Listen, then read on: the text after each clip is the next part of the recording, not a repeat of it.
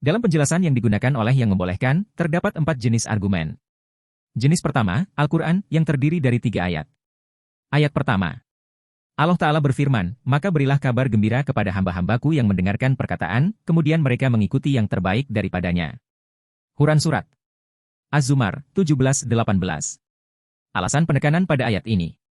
Perkataan dalam ayat ini mencakup semua jenis ucapan, termasuk di dalamnya adalah nyanyian, oleh karena itu, argumen ini mengandalkan pada keumuman, kecuali jika ada pembatasan khusus atau pembatalan. Ayat kedua. Allah Ta'ala berfirman, orang-orang yang mengikuti Rasul Nabi yang ummi yang mereka dapati tertulis di dalam Taurat dan Injil yang ada di sisi mereka. Dia menyuruh mereka berbuat yang ma'ruf, melarang mereka dari yang munkar, menghalalkan bagi mereka segala yang baik, dan mengharamkan bagi mereka segala yang buruk. Quran Surat Al-Araf, 157. Alasan penekanan pada ayat ini.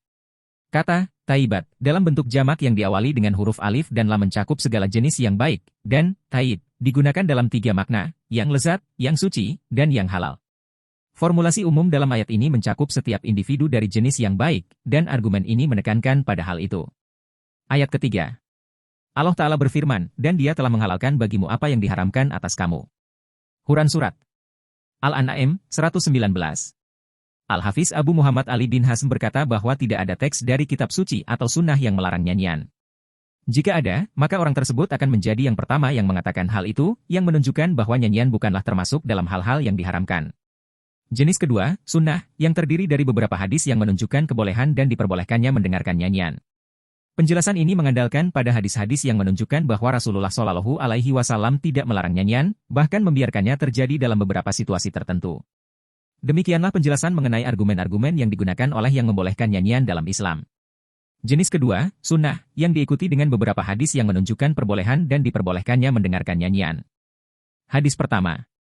Yang diriwayatkan dari Aisyah radhiyallahu anha, ia berkata, Abu Bakar masuk kepadaku, dan di sisiku ada 2 gadis dari gadis-gadis Ansyar, yang sedang bernyanyi dengan apa yang digunakan oleh Ansyar pada hari Buats. Ia berkata, apakah syair-syair setan ada di rumah Rasulullah Shallallahu Alaihi Wasallam, pada hari itu adalah hari raya. Rasulullah Shallallahu Alaihi Wasallam berkata, wahai Abu Bakar, setiap kaum memiliki hari raya, dan ini adalah hari raya kita. Riwayat ini disebutkan oleh Imam Al-Bukhari dalam kitab syahihnya dalam bab hari raya.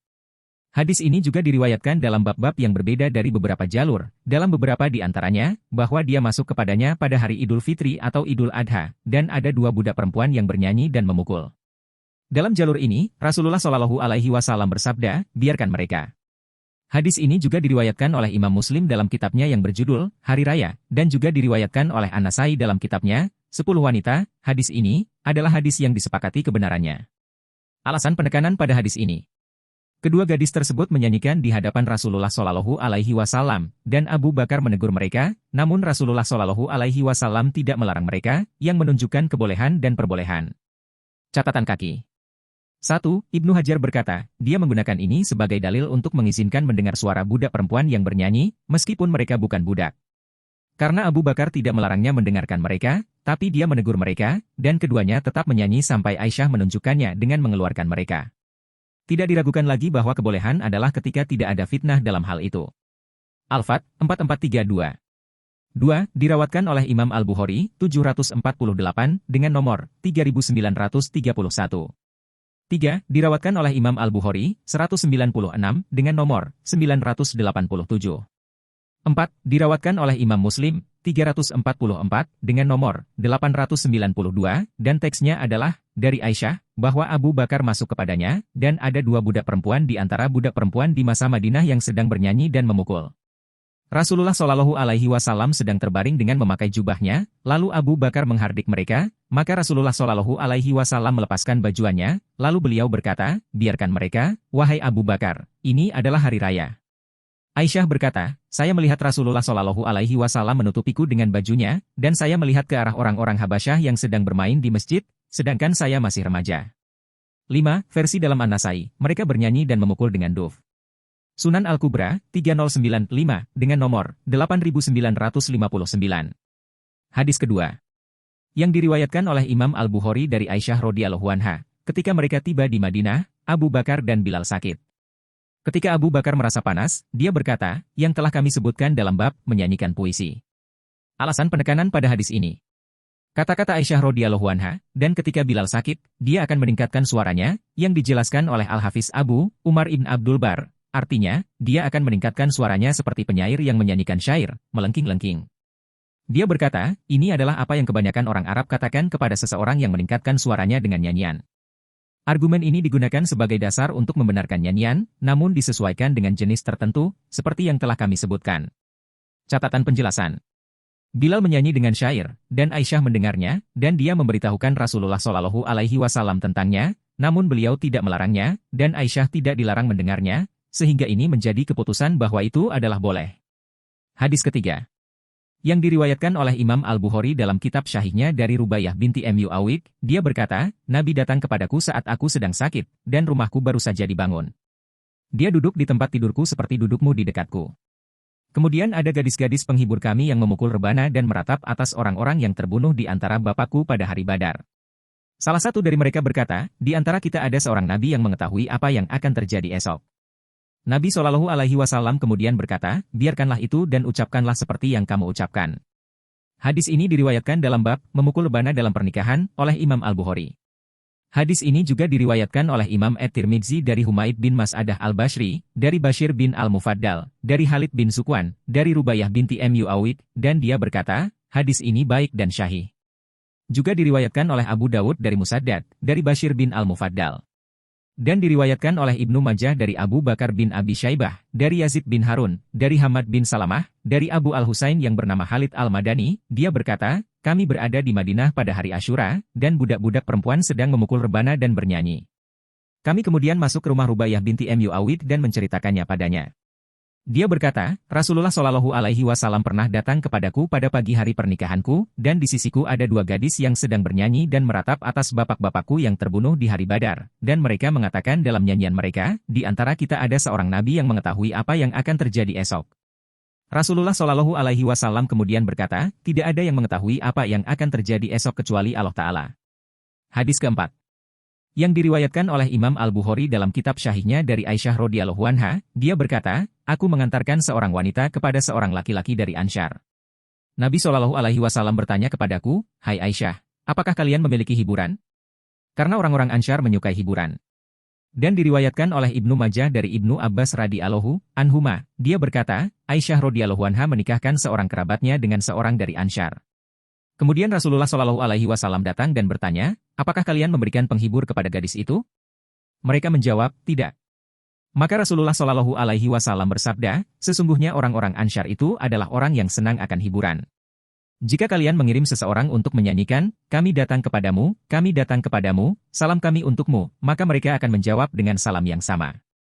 Syekh Imam Al-Hafiz Qadi Al-Qudat Taqi Al-Din Muhammad in Syekh Al-Alim Majd Al-Din Ali Inwaf Al-Kushairi meriwayatkan dalam kitabnya, Iktinas Al-Suwanah, dengan sanadnya dari Aisyah radhiyallahu anha bahwa Nabi Shallallahu Alaihi Wasallam bersabda, apa yang telah kamu lakukan, Fulanah?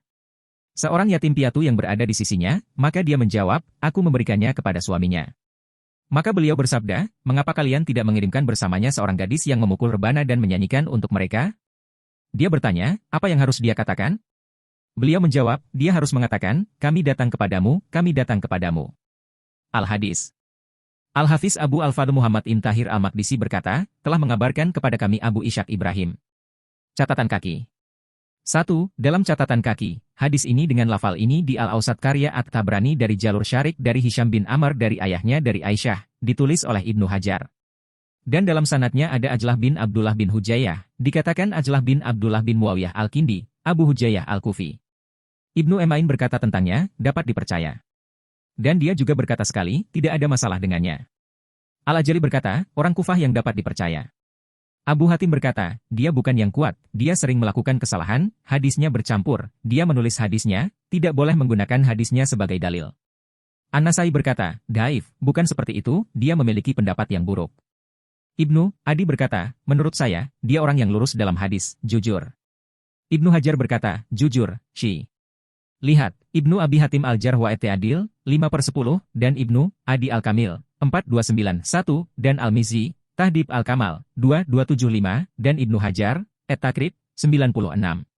Dan dalam sanadnya ada Abu Az-Zubair Muhammad bin Muslim bin Tadras Al-Asadi Al-Makki, dia adalah seorang yang jujur tetapi sering melakukan tasyih, perubahan kata. Lihat, Ibnu Hajar, Et-Takrib, 506. Ibnu Muhammad al-Asbahani, Ibrahim bin Abdullah Et-Tajir, Husain bin Ismail al-Mahamili, Abu Hamzah Az-Zubair bin Khalid, Saufan bin Habirah Abu Abdul Rahman al-Kashir, dari Ibnu Jarir, dia berkata, telah memberitahuku Abu al-Asbah bahwa Jamilah memberitahunya, bahwa dia bertanya kepada Jabir bin Abdullah radhiyallahu anhuma tentang bernyanyi, dia berkata, beberapa Ansyar menikahkan beberapa orang dari keluarga Aisyah radhiyallahu anha dan menghadiahkannya ke Kuba. Maka Rasulullah Shallallahu Alaihi Wasallam bertanya kepadanya, apakah kamu memberikan penghibur kepada pengantin wanita itu?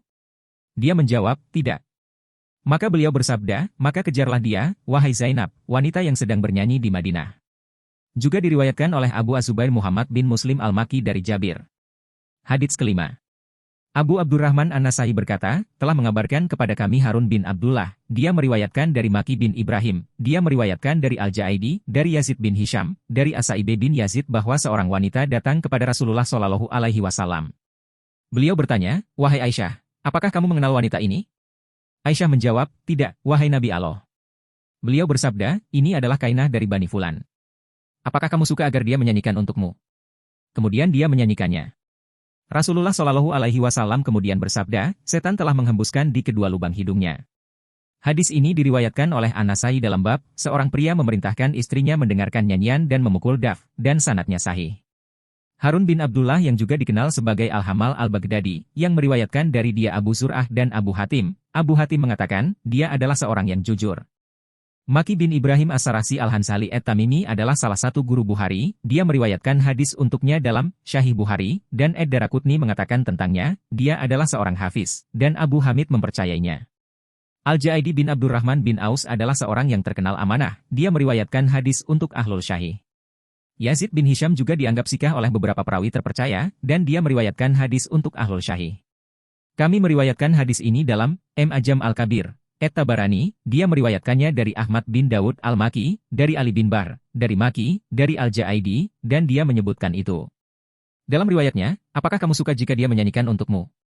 Aisyah menjawab, ya, dan dia menyanyikannya. Hadis ini dengan tegas menunjukkan bahwa nyanyian itu dihalalkan baik dari pria maupun wanita. Dan ucapan beliau, Kainah, menunjukkan bahwa dia adalah seorang penyanyi, karena kata, Kainah, terkenal dalam konteks tersebut. Panggilan Nabi Shallallahu Alaihi Wasallam kepada Aisyah untuk menyanyikannya menunjukkan kasih sayang beliau terhadapnya, tanpa dia yang meminta itu, dan mengajukan permintaan dengan sendirinya, serta menyanyikan untuk Aisyah di hadapan beliau, semuanya menunjukkan secara eksplisit tentang kehalalan itu.